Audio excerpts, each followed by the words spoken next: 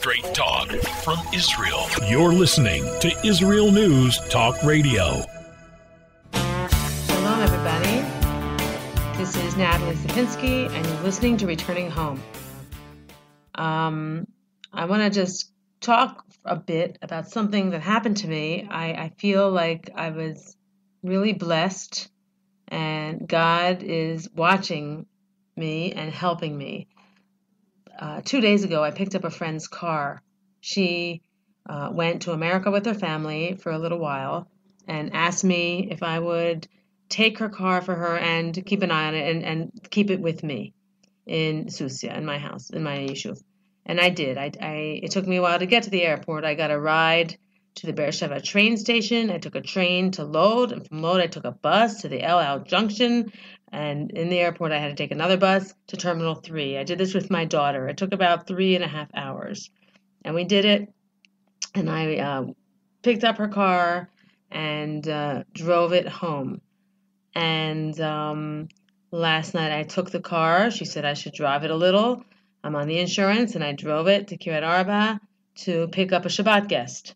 And we were waiting for the guest at the Trampiata. Now, some of you know, maybe some of you don't know, a Trampiata is the same thing as a bus stop. Lots of people wait there for rides and for buses, so it's crowded.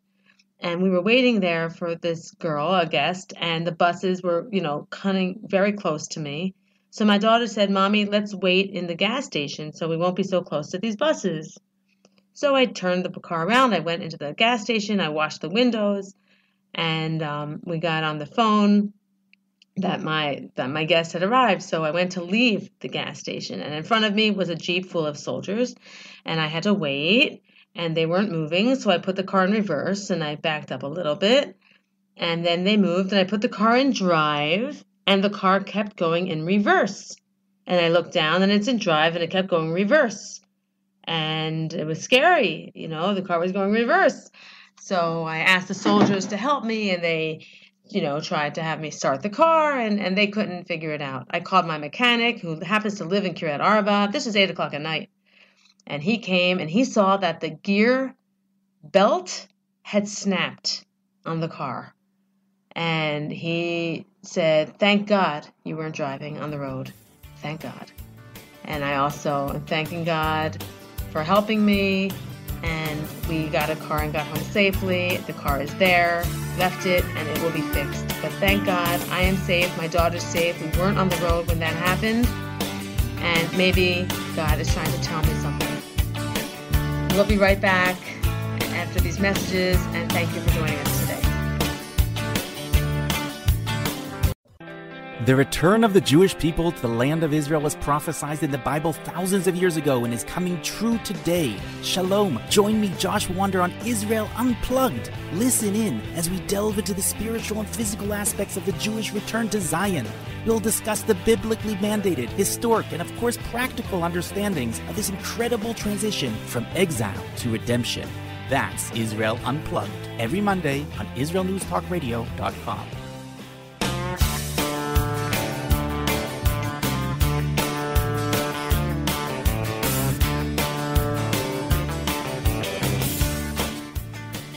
Welcome back to Returning Home. This is your host, Natalie. We are speaking to you live from my studio in Susia, in the beautiful southern Hebron Hills. We have joining us today a new immigrant, a new oleh. We have spoken to Moshe before, Moshe Dejman. Originally, he came here from Baltimore a couple of weeks ago. Some of you remember when we spoke to him when he was still in Baltimore. Moshe, thank you for joining us today. Absolutely. Thank you for having me on. Great.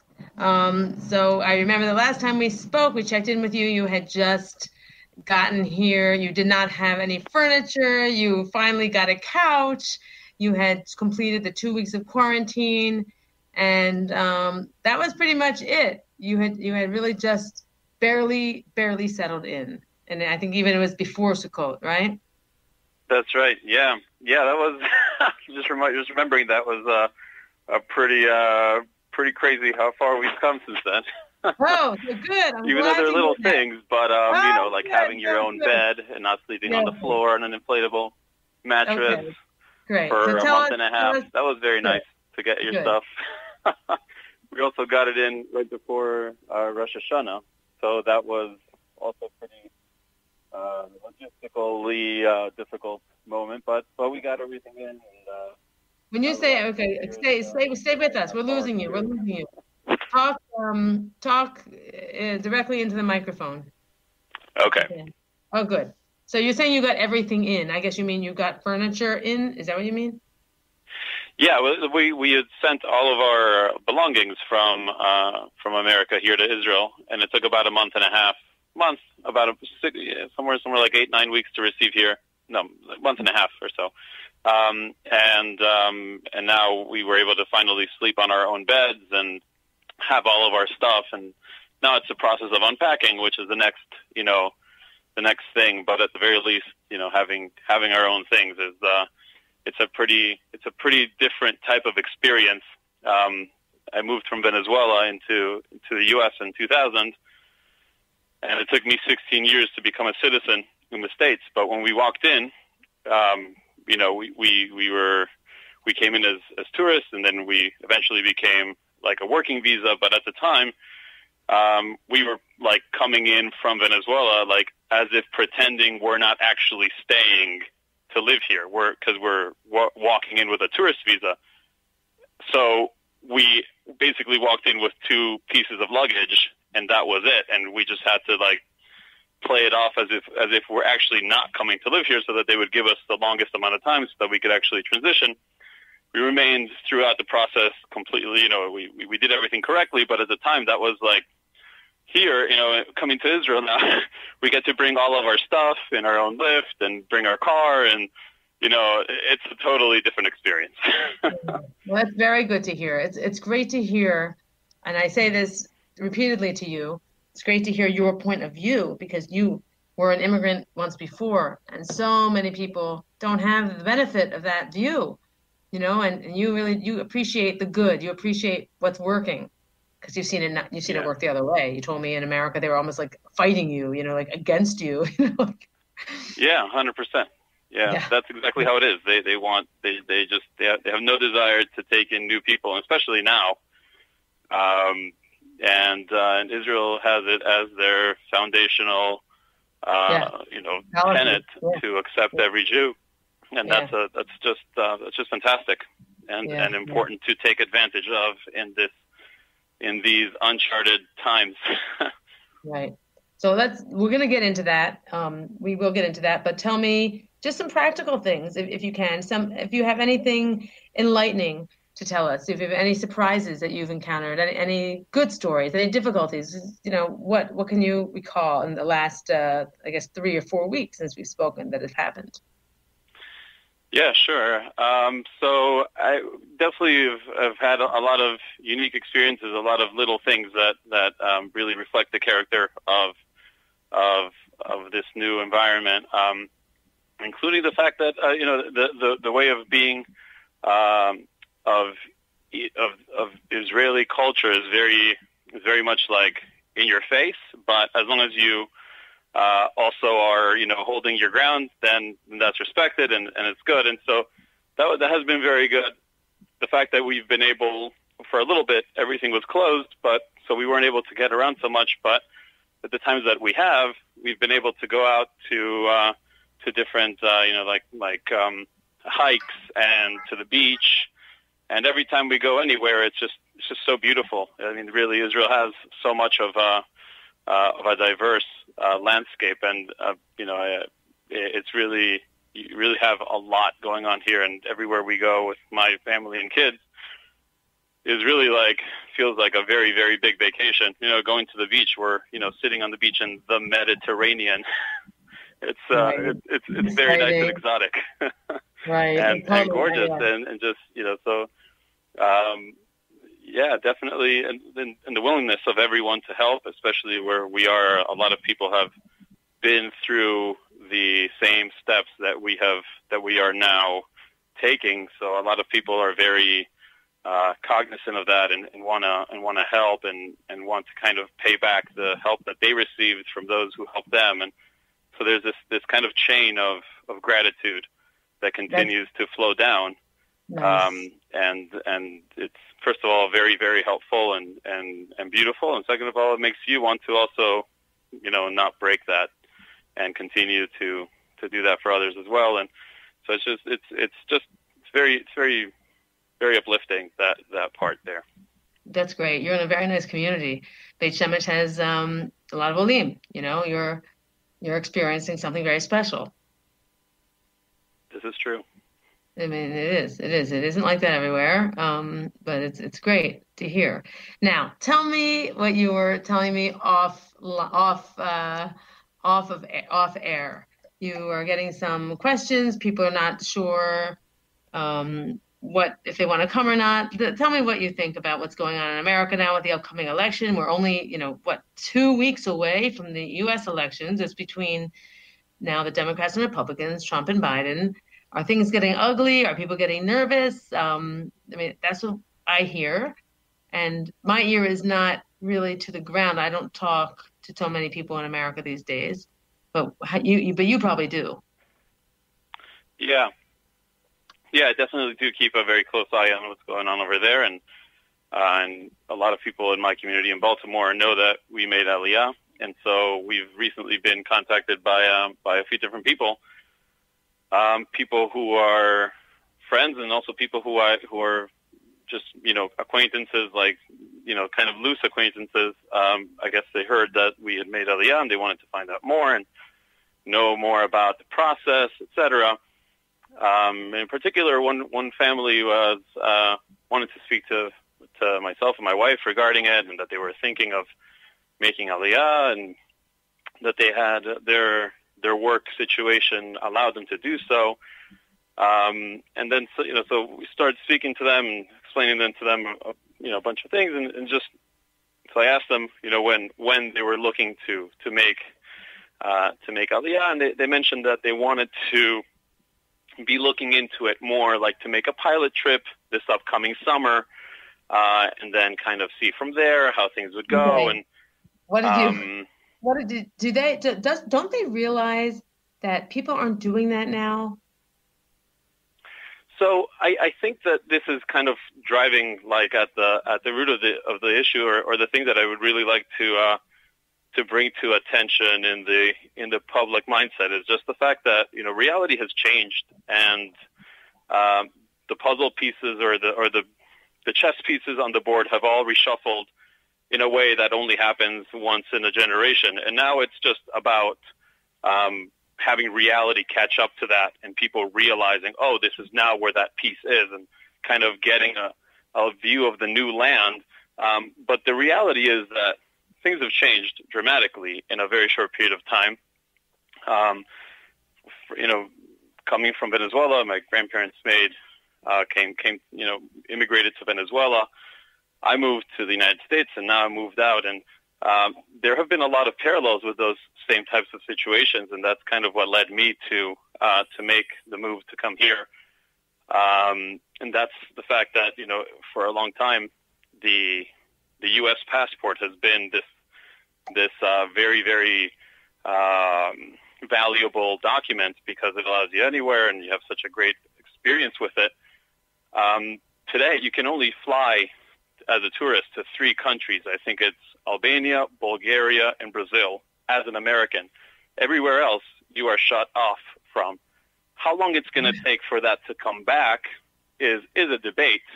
But from my point of view, I don't think that that's actually happening anytime soon. So already at this point, people who want to leave the United States are prevented from doing so freely. Not by the United States, but by all of the countries around who are looking at the U.S.'s response and saying, we don't want to, have that type of thing spill over into our countries. And so you're already seeing that there's already been a massive shift. That was completely unthinkable. Huge. Just a few months ago. And if I were to guess, that is not going to come back anytime soon. And so the opportunities to really make the move are closing, and it's not normal times. All right, Moshe, we're running out of time. Spit it out. Just say what you got to say, Moshe. We're running out of time. Say it.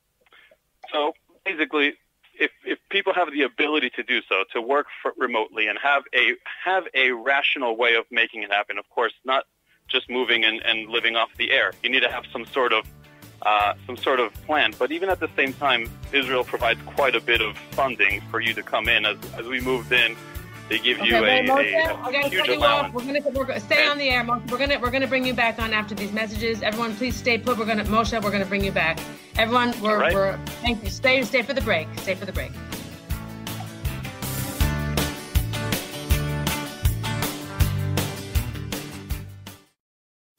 Hi everyone, this is Andrea Simento from Jerusalem, inviting you to drop everything and join me on my show, Pull Up a Chair. We'll visit this week's quirky stories, meet fabulous guests, and discover my Israel. Together we'll laugh, shout, and explain the topics that make us say, hey, we've got to talk about that. So get comfortable and pull up a chair with me, Andrea Simento, every Thursday on Israel News Talk Radio.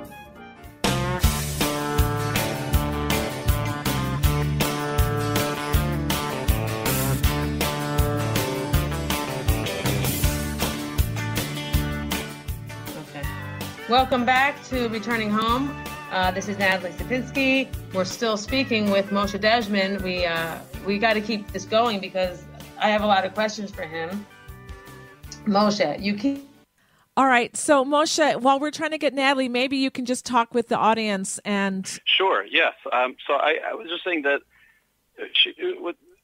this is when I was trying to explain what it is that I mean. I mean that really it's all kind of unraveling in the United States at the present moment, socially, economically, politically, financially. 22% of all dollars in circulation were printed in 2020, which means that the United States dollar is devaluing at an incredibly fast clip. That means to say that if you're holding dollars, they're going to be worth less as time goes on. After the elections that happen here, it's really anybody's guess what could happen. However, what's probably guaranteed is that it's going to be some very tumultuous times, and that's going to plunge the country into uncertainty, doubt, and that doesn't do anything positive towards the business landscape. The thing that business hates the most is uncertainty. And so what that would cause is a lot of problems in the business sector, which will either prompt further printing. Basically, at this point, we're just careening off of the cliff, and everyone's just doing everything possible to slam on the gas as fast as possible. And so everything's tearing apart in a way that no one has ever seen in the United States. However, I've seen it in Venezuela. It's happened in Europe. It's happened in a few different countries, and we're kind of at that point where critical mass has been triggered, and there is just no way back out of that. So you can either stick around and try to figure it out, or you can have a plan and make a move, really, because the only thing that you have in your favor at the present moment is time. When people all want to do the same thing, you're really not going to be able to do it then. And so if you have the ability to work, or at least have some sort of rational direction towards coming to Israel and working it out after the fact, it really behooves you to do so, or at least to really seriously consider doing so, because of just how much tension is building in the country. And the moment that these elections hit, there's so many outside influences attempting to destabilize, internal influences destabilizing. Everything is extreme at the present moment. There's no unity. There's no United States of America. There's no "In God We Trust." There's none of these mottos and mantras that have held the country to the strength that it's had. We're very far away from those founding principles. And when you veer away from such a strong, in such a strong manner, away from what the stated mission of the organization of the country is, you have really only two options. You can either take a moment to reassess and take back whatever it is that you were preaching before, whatever your mission statement was, and come up with a new mission statement while you wait, while you sacrifice some of the short-term for long-term gain, or you just snap in half. You just snap right in the middle And that's obviously a lot more painful. And I don't see anybody here doing any short-term sacrifice for long-term gain. Everything is all about short-term gain at the present moment. And there's just, we're coming off of a 12-year bull run in the stock market that is being propped up as frantically as possible. So we're selling, or the United States is selling its future at a discount today at ever-steepening costs, which means to say that today is the best day the United States is going to have in a very long time. Tomorrow is going to be the best day the United States is going to have a very long time. And you can say that for a very long period of time. So when you have that situation where there's just whatever's coming is just, regular business market cycles occur in such a way that we've had the longest one. We're due for a correction. It's been due for a long time. Now you add to that all the social unrest. When you add financial unrest to the social unrest, to political unrest, I mean, this is just a fuse that's been lit in 3 different areas, and it's just coming straight to the base. I just don't see how anyone can really, have a logical case to say that there is anything, that has any silver lining at the present moment. Maybe in the next however long, but the world is going to be a very different place. The United States is about to turn into a very different place, and really, you just kind of have to, at this type of situation, you just have to fend for yourself and get yourself to higher ground. And in this environment, it's going to be Israel if you're a Jew, only because of God's protecting gaze on Israel and on his people. Because obviously, if it were to be for the government side or for the secular side of Israel, you're not really gaining much. It's actually kind of very difficult to get around here, and it's not as convenient as the United States. But knowing all of that, I still know that Israel is a place that God watches upon. And really the United States was the last stop before all the Jews returned to Israel. That's now. Everyone who can come should come. This is it. When we were in Venezuela, the place to go was the United States. When you're in the United States and you want to leave, where do you go? I don't know where else to tell you other than to Israel. And only because we have this guarantee from Hashem, from God, who says that he himself watches over Israel. He watches his people in Israel. And so it'll be difficult in Israel still. Nothing's going to be easy. But at the very least, it's going to be much better than anywhere else. And if you make a decision like that of taking an action to just go for the protection of Hashem, that's it. You can't be in a better position. And then you just can say at this point that you can only control what you can control. What you can't control is in God's hands. And we leave that to him, and we believe that as Jews, whatever is coming for the good. Hashem knows exactly what he's doing. God knows exactly what he's doing in the world. Every single move, every single action is all articulated perfectly to his plan. Nothing here is out of place.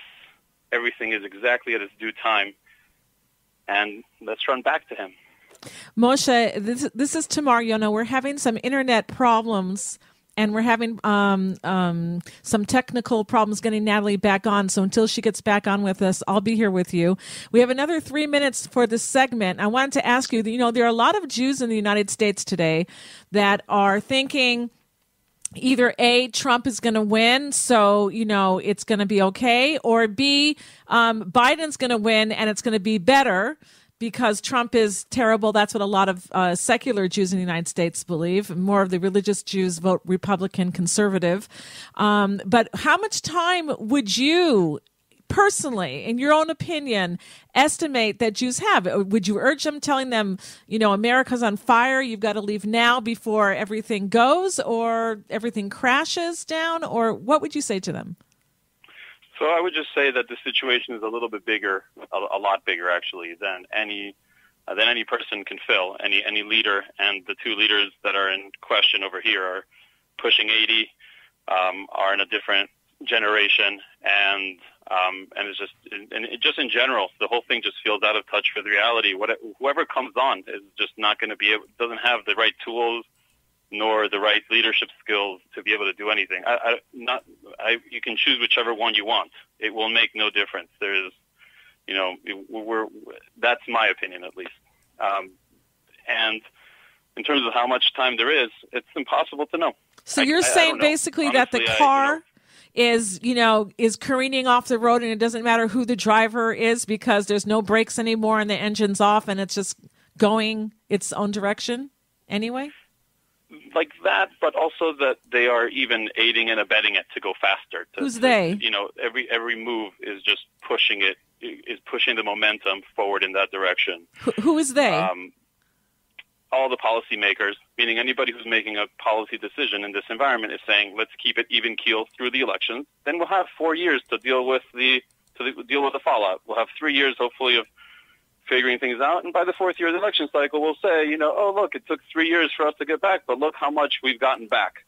So I think that those 3 years, at the very least, in a policymaker's mind or a person in top government is saying, those things are just, that time we don't really know. It doesn't really matter. It's kind of like finals at college. Like, you don't want to know anything about the summer just yet. You just have these finals coming up on Thursday. You just want to only focus on that. And once we're past that, then we can just relax. We're still in power, whatever they think that might happen in these elections. And then after that, it'll be what it'll be. And you're asking me, like, how quickly? I think, honestly, like, quick. In 5 seconds. Yeah, it's going to happen fast. It's not something that's going to take 6 months. It's not going to take 8 months. There's going to be a lot of contention. There's going to be a lot of arguing. All right, everybody. And there's going to be some splits. Sorry, stay with us. We'll be right back. Are you interested in transforming your life, drawing closer to the Creator, and uncovering the deeper meanings and hidden treasures in the Hebrew Bible? Then join me, Rav Yitzhak Michelson, and me, William Hall, on the Science of Kabbalah, where we are seeking to narrow the gap between what we understand of our physical and spiritual worlds. So make sure to tune in every Tuesday at 5 p.m. Israel time, 10 a.m. Eastern Standard Time, here on Israel News Talk Radio.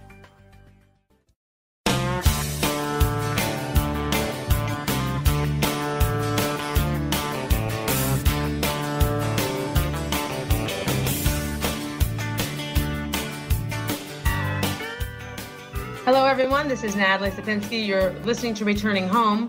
And we just spoke with Moshe Dejman, who lives in Beit Shemesh. He gave us a very important message. I hope you all heard it. Loud and clear. He said, if you want to move to Israel and you're on the fence, do not wait. Things are changing, and get out of America if you can. We've had a nice life there, but it's not forever. And he has seen this before. He is an immigrant once over from Venezuela. I really think you all need to listen, okay? Listen. Our next guest today is Zezy Fuld. You all remember Zezy. He's been on a few times. He spent the summer in New York. He's back in his home in Israel. Zezy, are you with us? Yep. Awesome. Zezy and I were talking earlier about some practical things, about when people move here, how they may have certain expectations that things will go smoothly, and how you should manage those expectations, in particular with things like shipping and a shipping company. Zezy, you want to get into it? Yeah, I mean, there's a couple of things. I mean, you and I were talking the last couple of days about shipping companies and which shipping company to go with and which not to go with. And I think you said it perfectly. I think managing expectations is exactly it. I mean, if you're thinking you're moving to Eretz Yisrael and moving to Israel and everything is going to be hunky-dory and there's going to be no stumbling blocks in your way, well, then you're going to be oddly mistaken. There are going to be stumbling blocks, but again, it's really all in your perception of what you're looking at and what you're seeing. And if you can look at the whole process of aliyah, and you can look at it as, I really am going because I want to be in Eretz Yisrael, I want to be in Israel, and I'm not even saying it as a Zionist. I believe that's where the best place for myself is, best place for my children is, best place for my family is, then if you're going with that outlook, then all the other issues that may come up, one of the things that are coming up now in Beit Shemesh, where I live, it's one of the things funny, is the post office. The post office here seems like stuck in 1924, where my mother had to call and make an appointment to call America, and things are just outdated. And you know what? And I said, you know what? I could be stuck in the post office for 2 hours and taking care of something.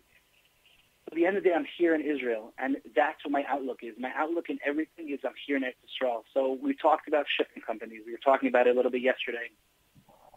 If you manage your expectations, and your expectations are, one of the things that we discussed, Natalie and I discussed yesterday and today, was like, if you're dealing with a shipping company, make sure everything is in writing. Make sure you know what you're getting. If you don't know what the questions you should ask somebody. Am I going to be charged extra on the side of once it gets to Israel? And do I have to? One of the things that I didn't know, I'll give you for instance, I didn't know that if you live above a third floor, you have to pay an extra fee for a crane to put something to lift things up to your window. Because in Israel, some of the elevators are smaller, or some places don't even have an elevator, and therefore they say, listen, we're not going to take all your stuff upstairs. What we'll do is we'll go ahead and we'll go get a crane, and it's not going to cost us anything; it'll cost you. So, but you don't know that up front. You may be frustrated. You may come to your house and this whole big container comes to your house and it's overwhelming, and then they tell you that there's extra money. Manage expectations. Manage expectations is perfect. Know what you're coming to. Know what to expect. And really, as I think you said it perfectly. Nat, I think you said it perfectly. Okay, I did not really say anything perfectly. Calm down. But what you said to me earlier, and we should tell our listeners, and I said this, I hope, ask your questions. And, you're not going to know some of the questions to ask. Zezy, for instance, didn't know that you have to ask, oh, am I going to be charged? Is there another fee for bringing my suitcases into the house? He didn't know. Who would know such a thing? Okay, if you don't know, you don't know, and that's okay. But what you have to do, I guess, is you're not going to be able to cross all your T's and dot all your I's. Even though they're so interactive today, the communication is great, and you have all these chats and people can answer your questions. You might not ask the right question, and you may not read the right answer. And when Zezy says, just be glad you're in Israel, it's a very smart and healthy attitude to keep that in mind, because at the end of the day, yes, you're going to have something won't go right. Things do go wrong. Someone might try to take advantage of you this way and that way, and it's horrible. Okay, and you're frustrated, and there's a new country. You've got to just breathe, and look at the good. A move anywhere is hard. This is not America. This is the Middle East. If you can have someone help you, get someone to help you. One thing I hate, and I do it, but I hate it, and my husband hates it even more, asking for help. Okay? I do it a lot. My husband won't do it at all. I'm the one who asks, and all kinds of things. So I can't even tell you how many things.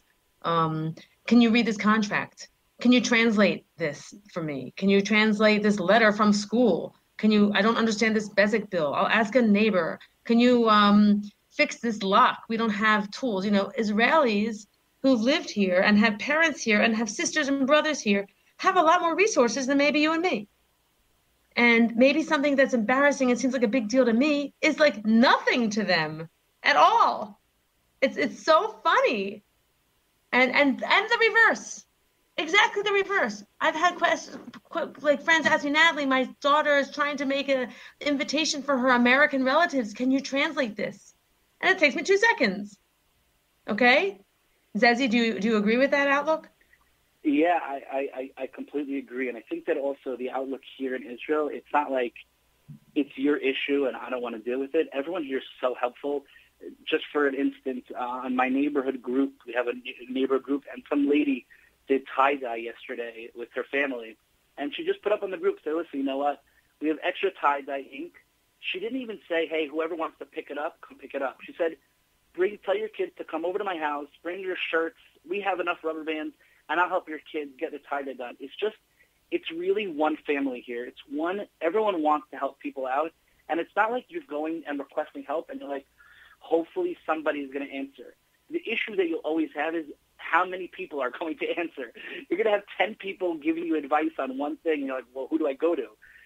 Everyone here wants to help you. It really is like that. It's not even like a joke. Yeah. Everyone it's a good thing. Zezy, tell them the story. Tell them the story about you tying your shoe. Oh, I love that story. My mother loves that story. So my mother and I were in just finishing shopping in the supermarket in Machane Yehuda, which is the Shuk in Yerushalayim. And there was a lot of bags. And, my mother, I don't let my mother carry the bags. I carry the bags. And we get it to a bus stop. And my mother says to me, she says, please tie your shoes. But there was things in the bags. There were fruits and other things in the bags. And I said to my mom, do you want to hold them instead of me putting them on the floor? So my mom said, sure, because she asked me to tie my shoes. So I give the bags to my mom, and all of a sudden this lady comes to me and starts yelling at me. And she's yelling at me, and I'm like, what do you want? She's yelling at me because I gave my mom the bags. She said, how dare you give your mom the bags to carry? And I'm sitting there trying to explain to her, like, no, I was holding the bags. I just gave them to my mom for a second just so I could tie my shoes. And my mother turned to me when we got back on the bus after I was traumatized from tying my shoelace, and she said to me, isn't it so beautiful? Like, although, like, maybe you may want people to mind their own business, but the other hand is that person wanted you to do the mitzvah of kibbud av v'em, the mitzvah of honoring your parents the best way you could, and she didn't know that you were giving me the bags because I told you to. She just saw a kid giving the mom the bag. Right. Okay. Right. So let me just jump in. You said it to me off the air. People, you wanted to say to the lady, mind your own business. Now, people here do not mind their own business. Now, I personally love that. Because, like, I think it can work in your favor in a lot of ways. If people know what's going on, if you need help, they're going to jump in and help you. Like, you all heard me talk about this summer how our washing machine broke. And so I was complaining about it to some woman at the pool, and, like, she told everybody, and I got like 10 offers of people to use their laundry machine. It was awesome. And then I complained that I didn't have a car because my kids had a car. So they're like, oh, I'll come pick it up. I mean, it was hilarious. And my kids were like a little bit humiliated. Mommy, you're always asking for help. I get this a lot. I was like, I really didn't ask for anything. Okay. I was just complaining. It's very nice here, and it goes both ways. You always have an opportunity here to help someone else, and it really is gratifying. I have like so many friends here, and they have family here, and I've always called them spoiled, and it's not the kind of spoiled that I was raised to think. It's not about they have a new stuffed animal and they have a beautiful necklace. They have a lot of support. Their parents make their kugel for them and come for the Pesach. Yeah. They have sisters and brothers who can get them, like connections. That's spoiled. Right. We're alone. So when you have an opportunity here to do a mitzvah, to make a cake for a soldier, to go clean someone's floor because they just had a baby, it's actually, I love it. And I have those opportunities. Even though I'm alone here, I have those opportunities to help other people. I'm in charge of the used clothing store here. People call me all the time to get in the store, and I love it because I finally get to give back. And no matter how recent an oleh you are and how foreign you may feel, you're going to have an opportunity for that too. And it's the best. It's the best medicine. Nachon? It really is. And one of the, I just want to say a quick story that happened. We're 30 seconds. Spit it out. 30 seconds. I'll tell you a story quickly. Last week, middle of the holiday weekend, one of my neighbors knows that I own a carnival business. I have moon bounces. And he turns to me and goes, why don't you open one of the moon bounces for the whole community? I was like, awesome. Mind your own business. But I didn't say mind your business. I said, you know what, you're right. We're out of time. That is a great story. Next time. Totally next time. We have to continue that. Thank you for joining us. We'll catch you all next week.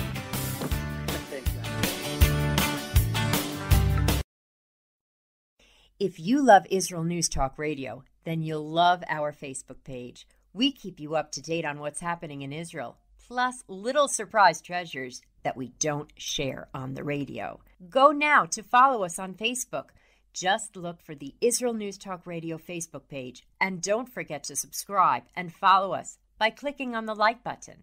We post great stuff there that you'll want to share. Israel News Talk Radio on Facebook and Israel News Radio on Twitter. If you're hearing this message, everyone else can too. Advertise with Israel News Talk Radio and get your message out to people. We'll build a personalized package for you. Contact advertising at israelnewstalkradio.com. Straight talk from Israel. You're listening to Israel News Talk Radio. Hey, this is Jake in Anchorage, Alaska, and I love listening to all the super interesting interviews and up-to-date information on what's happening in Israel. Hello, this is Anna King, originally from London, now living in Israel. And what can I say? Israel News Talk Radio is my cup of tea. My name is Bhaskar. I'm from India, and I love listening because you get to know the truth and wonderful voices from this lovely country. Mom! Okay, wait a minute. Hi, this is Chava Dax, and I'm calling for the rolling hills of Ma'ale Adumim, just north of Jerusalem. I always listen to Israel News Talk Radio to get all the latest news and commentary and to keep me up to date every day. This is Sarah Dax from Ma'ale Adumim, and I'm 12. I wish Israel News Talk Radio was boring so my mom wouldn't listen to it all the time. Mom! You're listening to Israel News Talk Radio. News, opinion, and more. You're listening to Israel News Talk Radio.